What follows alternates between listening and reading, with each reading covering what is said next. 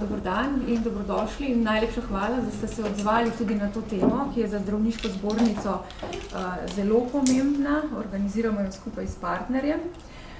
Tako da, ker je časa ponavadi za vas novinarje malo, bomo začeli kar takoj. Najprej vabim dr. Zdenko Čebašek-Travnik, predsednico zdravniške zbornice, da na kratko pove, zakaj zdravniška zbornica sodeluje pri tem programu. Pozdravljeni vsi skupaj. Zdravniška zbornica je v mojem mandatu sprejela pobudo Zavoda za razvoj zdravstvenega menedžmenta, da bi nekako skupnimi močmi pripravili izobraževanje za vodilne delavce v zdravstvenem sistemu. Tega pomanjkanja takšnega znanja smo se zelo jasno zavedali, zato nam je seveda takšna pobuda prišla prav. Prav tako smo bili zadovoljni, da smo lahko dodali neke svoje ideje oziroma tista področja, za katera smo mi ocenili, da jih bomo zdravniki lahko koristno uporabili. To sodelovanje ves čas zelo korektno poteka, vsaj na tem nivoju, ki se ga jaz udeležujem.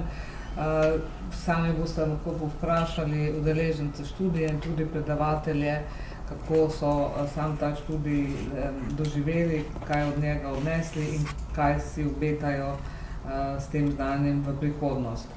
No, pokazalo pa se je, zdaj pa v času mojega mandata, seveda, ko sem se malo podrobneje spoznala tudi s problemi oziroma problematiko zdravstvenih zavodov, da pa ostajajo neizobraženi, če smem ta izraz uporabiti, člani svetov zavodov. Torej imamo člane svete zavodov, ki jih imenuje pač politika, ustanovitelji in pogosto opažamo, to tudi v medijih preberemo, da so ti člani dostikrat premalo seznanjeni z delovanjem zavodov zdravstvenih. No in zato sem predlagala in tudi o tem govorila že z gospodom ministrom, da bi se pripravil en krajši dvodnevni seminar za člane svetov zdravstvenih zavodov in potem bi k temu dvodnevnemu seminarju dodali še en dan, ki bi bil pa specifičen za zdravnike, ki so na vodstvenih delovnih mestih. Tako da bi jim vsaj nakazali, katera so tista znanja, ki jih potrebujejo in bi se potem lahko odločili tudi za naši študij, če bi se jim to zdelo koristno. To, ki je zbornica pač angažirana na tem področju, za katerega pač pravimo, da ni čisto strokovno, se pravi vezano na posamezne veje medicine, ampak spada v tako imenovani generični del znanj, ta splošni del znanj, ki bi ga naj imeli vsaj tisti zdravniki, ki vodijo določene zdravstvene enote ali pa celo cele ustanove. To bi je za začetek. Najlepša hvala. Naj povem, da je program 8-modulski in da so danes z nami tudi 3 udeleženci, zaradi tega, ker v petek in soboto poteka še zadnji modul, to se pravi z predstavitvami nalog zaključujejo ta program. Tako da bodo zdaj tudi svoje izkušnje strnili v kratkih izjavah in sicer docent dr. Aleš Rozman, kot verjetno veste, je direktor Univerzitetnega kliničnega centra za pljučne bolezni in alergiologijo na Golniku.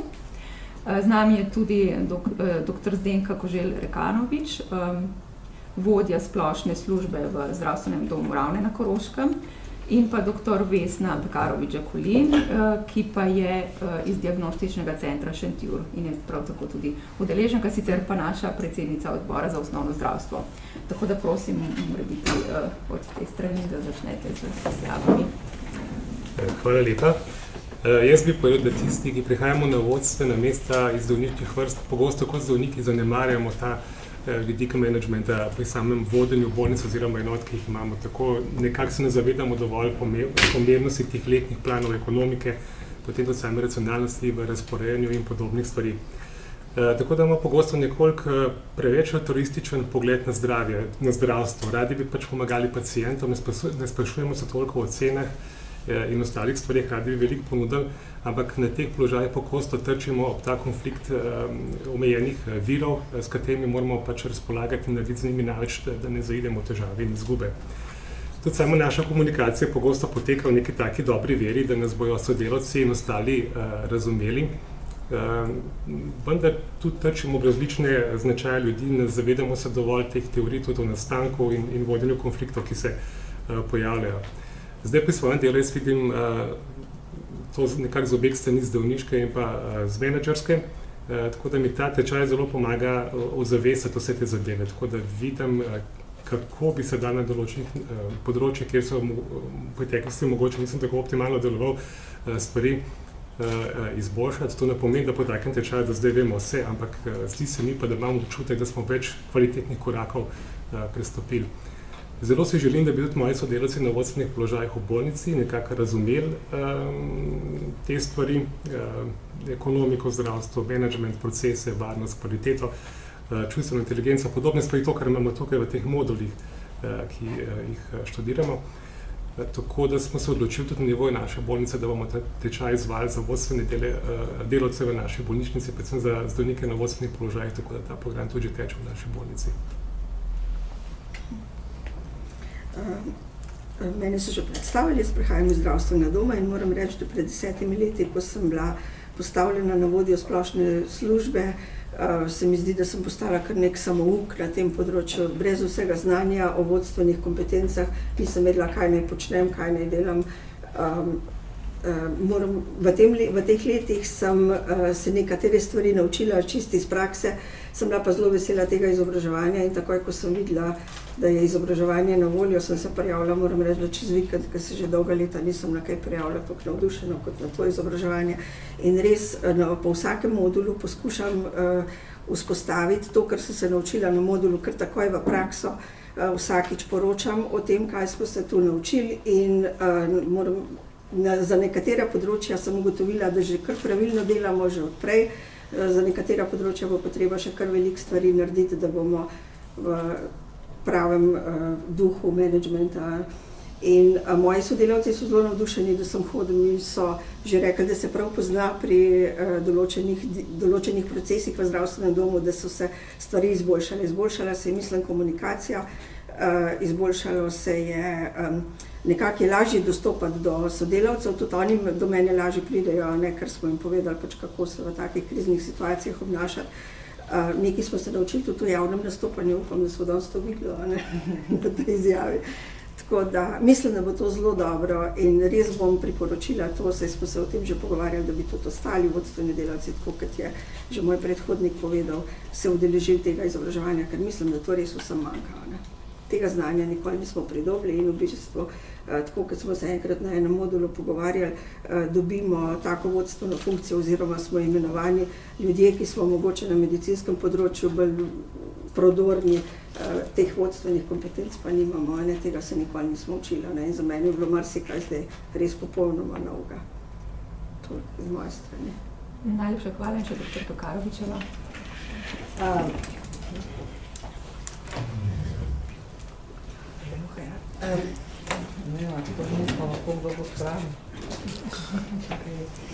Lepo pozdravljeni še v mojem imenu. Jaz bi se pridružila mnenju mojih dveh kolegov, pa bi morda izpostavila, da zdravniki smo na nek način res sanjači. In to, da smo se udeležili tega izobraževanja, nikakor ne pomeni, da ne želimo več ostati v medicini, da je to nek naš izhod iz, dajmo temu reči, morda naveličenosti medicine, ravno nasprotno. Razmišljamo, da so se časi spremenili in da se moramo temu tudi mi prilagoditi. Jaz nekako razmišljam o tem svojem vodstvenem delu, mojega rečemo temu poslanstva, da so nekatere stvari, ki so rečemo revolucionarne, ki so drzne, ki so strastne, ki so morda zahtevajo nekoliko več inovativnosti, kreativnega mišljenja. Po drugi strani pa zares verjamem, da dobre spremembe morajo biti premišljene, da so posledica trdega dela, dobrega sodelovanja in nažalost, ali pa na srečo včasih tudi kanček sreče in nekega pravega časa, ki pride. To izobraževanje bi vsekakor priporočila vsem, ki želijo opraviti vodstvene funkcije, čeprav moram biti iskrena, jaz sem kot majhna vedela, da bom zdravnica, nikoli nisem vedela, da bom zdravstveni menedžer. To pride kot neki izziv, ki ga potem pač sprejmeš. Hvala. Najlepša hvala. Seveda je z nami tudi organizator tega izobraževanja, to je Zavod za razvoj zdravstvenega menedžmenta. Pa prosim magistro Denis Ujčič, da nam pove nekaj več o samem programu, kdo vse sodeluje in zakaj je program v osnovi nastal. Lepo pozdravljam tudi z moje strani. Naj povem, da je program nastajal več let. V svetu se je izkazalo kot zelo učinkovito, da so z vodenjem zdravstvenih zavodov najprimernejši zdravniki, ki imajo dodatna znanja z menedžmenta, prava in pa tudi z ekonomije, seveda tudi mehkejših socialnih kompetenc, komunikacije, čustvene inteligence, pogajanj. In bila je v Sloveniji opravljena tudi raziskava, ki je pokazala, da teh znanj slovenskim zdravnikom, predvsem na vodstvenih položajih, manjka in pa da obstaja želja, da bi si ta znanja pridobili. Na tej osnovi smo v bistvu združili različne strokovnjake, različne izobraževalne inštitucije, tudi po zgledu tujih uspešnejših zdravstvenih sistemov kot prenos dobre prakse smo pripravili ta program usposabljanja. Mogoče, če naštejem glavne partnerji, izvajalce in soustvarjalce programa, to so Ekonomska fakulteta Univerze v Ljubljani, Fakulteta za menedžment Univerze na Primorskem, Fakulteta Zigmunda Freuda v Ljubljani, sodelujejo tudi predavatelji Zavoda za zdravstveno zavarovanje Slovenije, Zdravniške zbornice Slovenije.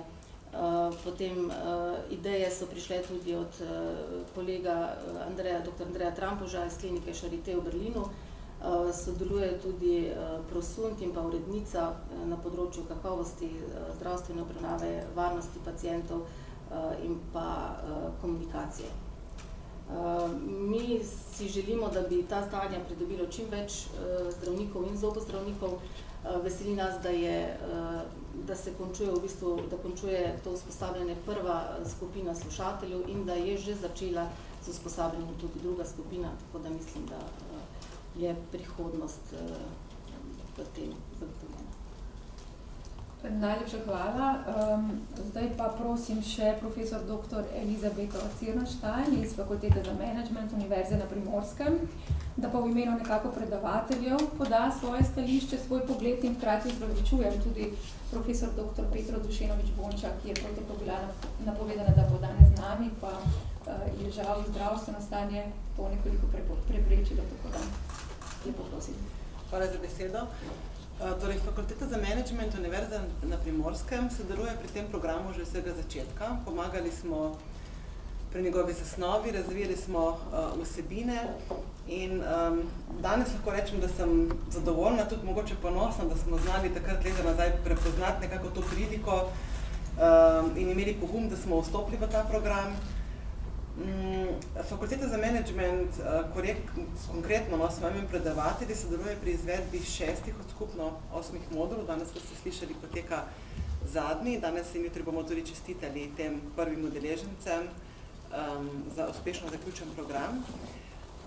Predavateljem je sodelovanje z zdravniki poseben izziv. So posebna skupina slušateljev, zelo zahtevni, zelo motivirani. Sposobni so res dolgo časa sedeti in poslušati predavanja in delati na delavnicah brez pauze. To je ena taka posebnost, ki je sicer profesorji nismo vajeni, ko delamo za študenti. Smo se tekom tega izobraževanja tudi mi, predavatelji, veliko naučili in rasli skupaj z zdravniki in zobozdravniki, ki so bili tukaj soudeleženi. Zelo sem pa vesela tudi tega, da so slušatelji te prve generacije že izrazili interes za poglabljanje določenih vsebin, kar pomeni, da smo na dobri poti, da delamo prave stvari in res upam, da bomo ta program lahko še nadalje razvijali. Zato tudi podpiram to idejo o izobraževanju članov svetov zavodov. Jaz mislim, da je vlaganje v znanje na tem področju en tak pomemben kamen, ki ga lahko pač tudi mogoče znanost ali pa univerza, izobraževanje pristavimo kot en delček za boljše funkcioniranje zdravstvenega sistema. Najlepša hvala za te uvodne predstavitve in misli. Zdaj pa vas prosim od vprašanja in govorci so vam na voljo. Lahko jaz začnem. Jaz imam eno vprašanje za dr. Čemeršek Travnik. Prav odnosi v zdravstvu so bili v zadnjem času na tapeti s primerom Radan, s primerom otroške srčne kirurgije, pa me zanima, a je kdo od ključnih akterjev tudi v tem programu in ali je bila mogoče pobuda za ta program nastala ravno zaradi teh ekscesov?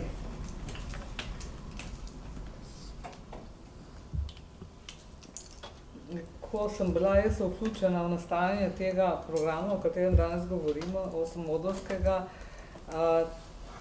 odnosi v zdravstvu niso bili ključni element takrat pri snovanju tega.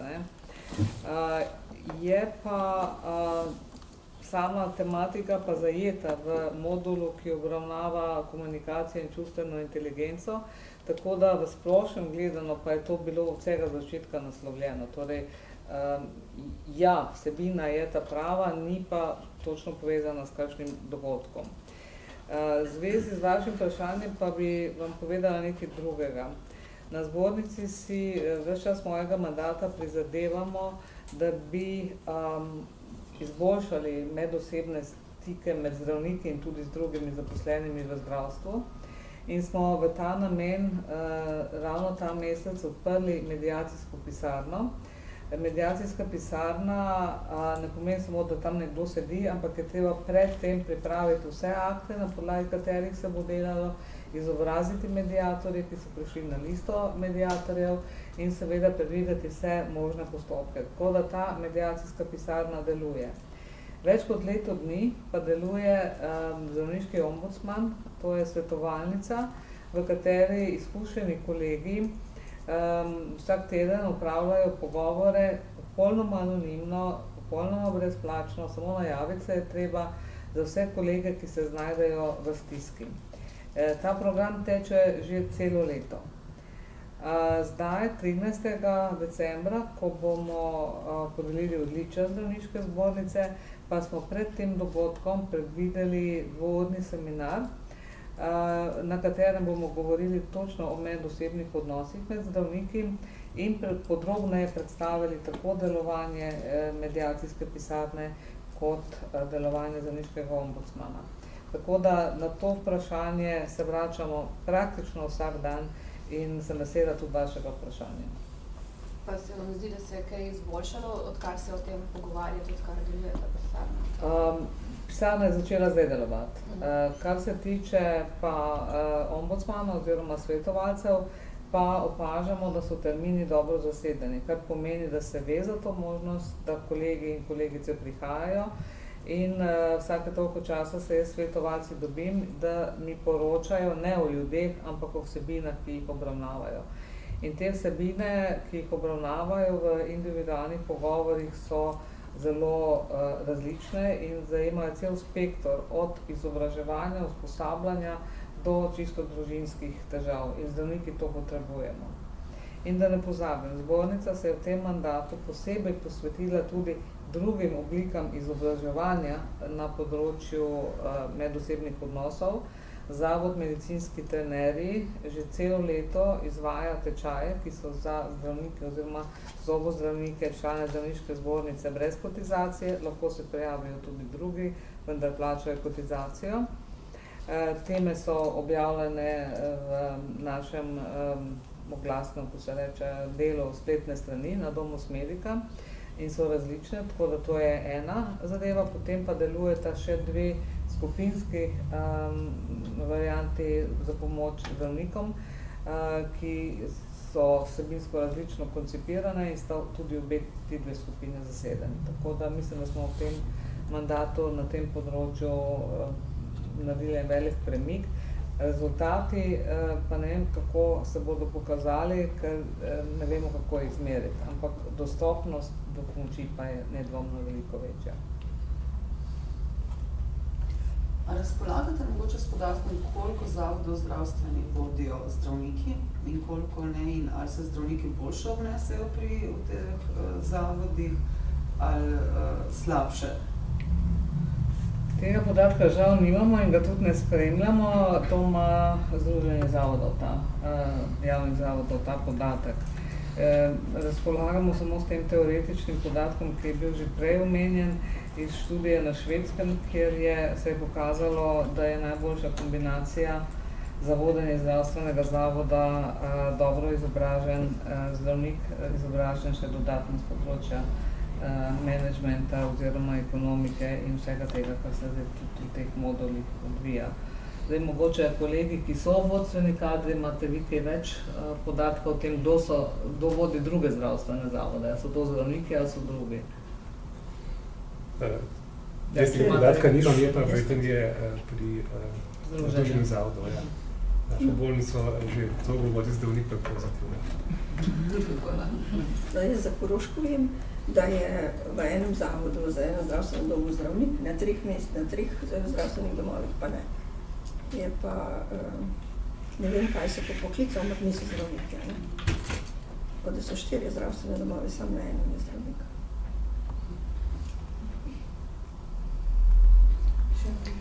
Mogoče bi še jaz vprašala Diana Zajec, zdravstveni portal.si. Gospa Zdenka Kožil-Rekanovič, omenili ste, da po vsakem končanem modulu na novo pridobljena znanja takoj poskušate čim bolj celovito uvesti v praksi. Pa me zanima, nam lahko čist konkretno ponazorite, do kakšnih sprememb je prišlo v zavodu, ki ga vodite, kako se to najbolj pozitivno odraža v praksi? No, mogoče samo v tem projektni nalogi, ko smo zdaj moramo narediti, so se jaz lotila delovanja zavodov v sklopu nekih aktov, ki jih morajo imeti, in pri nas v našem zavodu smo že začeli spreminjati akte zavoda oziroma, da bomo napisali tiste, ki jih še nimamo, ki so pomembni za delovanje zavoda. Potem se je spremenil kar nekaj na področju komunikacije. Moram reči, da je začeli smo drugače spremljati pritožbene postopke, ki so sicer predpisane, ampak v praksi, veste, ne gre čisto kot je predpisano. In tudi drugače pisno smo začeli odgovarjati na vse pritožbe, tudi na tiste, tako da so stvari se spreminjajo. Uvedli smo kar nekaj sprememb in tudi imenovali smo komisijo za obravnavanje teh pritožb, ker prej je to recimo reševalo samo vodstvo, sam direktor pa glavna sestra, zdaj imamo komisijo, potem recimo imamo zdaj problem za prevozi, pa smo spet imenovali neko skupino, ki te reševalne prevoze, ker je zdaj pa so neke nove omejitve od strani ZZS in s tem smo kar zmanjšali te pritožbe ljudi, ki jim je lažje, ker jim pač neka skupina strokovnjakov odgovori v primeru, ko ne dosežejo tistega, kar so prej imeli priznano. In pa tudi naši sodelavci so v bistveno boljšem položaju, ker se jim ni treba več. A veste, ko nekomu nekaj odrečeš, takrat imaš vedno pol problem te pojasnilne dolžnosti. In običajno se pol tista slaba volja vedno zlije na tistega, ko je to povedal, čeprav zdaj pa to smo spremenili in moram reči nekaj stvari, počasi se obračamo v pravo smer. Tako da jim moram reči, da so sodelavci zelo navdušeni, ko jim povem, da grem, aha, spet bo nekaj novega. Mislim, da je to smisel, se to ni smisel, da se samo jaz tule naučim, smisel je, da nekaj tega znanja prenesem v prakso in da se stvari spremenijo. No, na koncu te naloge, ko sva imela, ko je bila sicer šele jutra, na tem izobraževanju sodeluje tudi moj sin, ko je pa zdravnik zdaj 3 mesece, da je začel pripravništvo in je tudi čisto navdušen nad tem menedžmentom, še bolj kot na medicino, ker je zdaj spoznal še to plat. In na koncu naloge sva ugotovila, kaj pravzaprav je najbolj pomembno za ljudi, za delavce oziroma za zaposlene, neki urejeni odnosi. Urejeni odnosi, da točno vejo, ne vem, kako, kdaj bodo napredovali, na kakšnem mestu so, kakšne so njihove dolžnosti, ko je vse to dorečeno, je tudi zadovoljstvo ljudi bistveno boljše in jaz upam, da bomo s tem izobraževanjem te stvari uredili. Tudi mogoče pa je lažje razložiti, zakaj določene stvari ne morajo dobiti, pa zakaj določene stvari lahko dobijo. Jaz mislim, da je bilo zelo veliko pozitivnega, jaz sem navdušena. Sem mogoče že toliko stara, da se tista generacija, sem ravno zdaj izvedela na predavanju, tista generacija, ko najbolj dela, pa ima še lukne, tako da, kaj je že generacija X, Še kakšno vprašanje? Ja, še nekaj vprašal. Prej ste povedali, da so nekateri že izrazili željo po poglobitvi določenih znanj, pa me zanima, katera področja bi bila to konkretno, kjer se je pokazala. To je bilo verjetno bolj vprašanje za slušatelje, se mi zdi, no. Glede, tako na program traja, torej 8 modulov je, vsak modul traja petek po soboto, vsak po 8 ur, to pomeni modul 16 ur. In v tem omejenem času ni možno pridobiti poglobljenega pogleda, recimo, da bi se slušatelji popolnoma načili vseh orodij, recimo procesnega vodenja, ali pa da bi dobili popoln pogled v to, ne vem, kako se rešujejo konflikti ali pa recimo ekonomika v zdravstvu, ne. Tako, če se čisto laično izrazim, bi lahko rekli, da jim predvsem pokažemo gost, ne, in pokažemo, da obstajajo orodja, tista, ki so mogoče malo bolj enostavna za razumeti in se jih da hitro priučiti in jih tudi naučimo. Za kaj več je pa potrebno seveda poglabljanje, več časa temu nameniti in tukaj vidimo zdaj potem možnost nadgradnje. Seveda pa je to odvisno od tega, s kakšnimi težavami se konkretno soočajo, kje bi sami videli tudi, da se da najhitreje kakšen preboj narediti. Recimo sama bi rekla, da je prav gotovo to področje verjetno tudi komuniciranja, recimo s pacienti, tudi med sodelavci, reševanje konfliktov, vodenja, vodenske veščine. Ne pa povem, da so tudi velikokrat udeleženci izrazili neko zaskrbljenost nad zakonodajo, recimo pa nad sistemom financiranja, za katero vemo, da se težko spreminja, da so to veliki okorni sistemi, kjer je potrebno veliko energije in veliko časa, tudi političnega konsenza, da se stvari premaknejo kam naprej, ne. To pa žal ni domena izobraževanja, predvsem odločevalcev, ne, da se tukaj še veliko izzivov je, no, ki jih je treba na tem področju rešiti.